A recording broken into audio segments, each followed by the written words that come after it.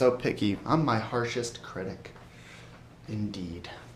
Indeed. What is up, guys? I am the John Gaz. I'm coming at you today with another episode of Secrets of Cinema. Today we are taking a step away from Disney movies and taking a look at a classic animated film from Dreamworks, Shrek. I know that most of the time you guys recommend other Disney films, but I figured let's make an exception for Shrek because after all, Shrek is love. And Shrek is life. Not only that, but Shrek was also such a hit that he received his own star on the Hollywood Walk of Fame.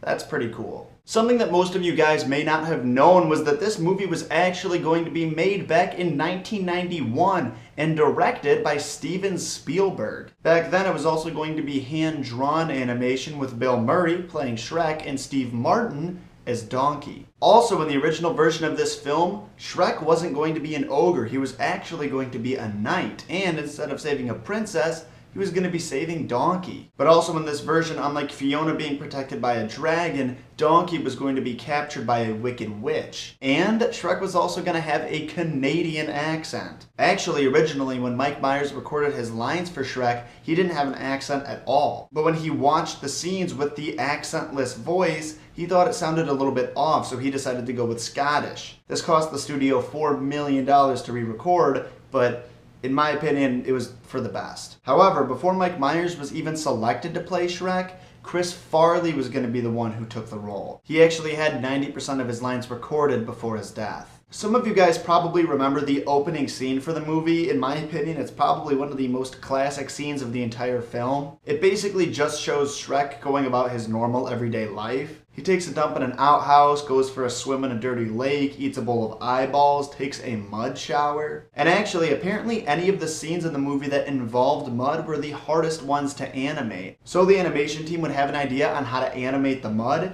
They actually took their own mud showers. You may have also noticed that in that opening scene, Shrek's outhouse has a crescent moon carved into the front.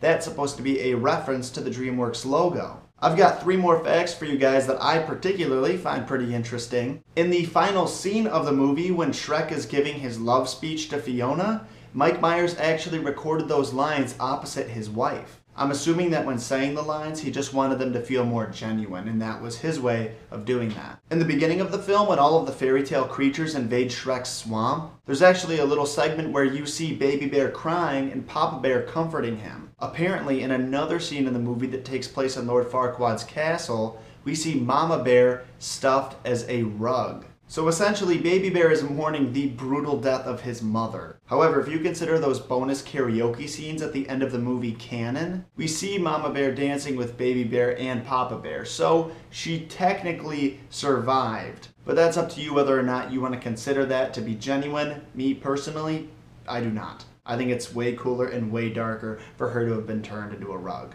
Now, this final fact is my absolute favorite. Fiona's appearance in the film is actually based off of Cameron Diaz. However, Fiona's appearance as an ogre is actually based off of a real Dreamworks employee named Fiona who has red hair. Personally, I think that is hilarious and kind of messed up. Like, I would not want to be the person they base the ugly version of the character off of. However, most people don't know that that's based off of a real person anyway, so maybe it didn't hurt her feelings too bad? I don't know, but regardless, those were the 10 facts that I have for you guys about the Shrek movie. Thank you so much for watching. As always, I've got to ask that you rate, comment, and subscribe so I can get some solid feedback for the series, so I know things that I'm doing wrong, things that I'm doing right. And also, if you feel like being a super fan, feel free to follow me on Twitter, Facebook, and Instagram. Links to all of those sites in the description down below. However, whether you guys want to do all of those things or not, I do not care. Just know that I appreciate you watching this video. Thank you so much for stopping by,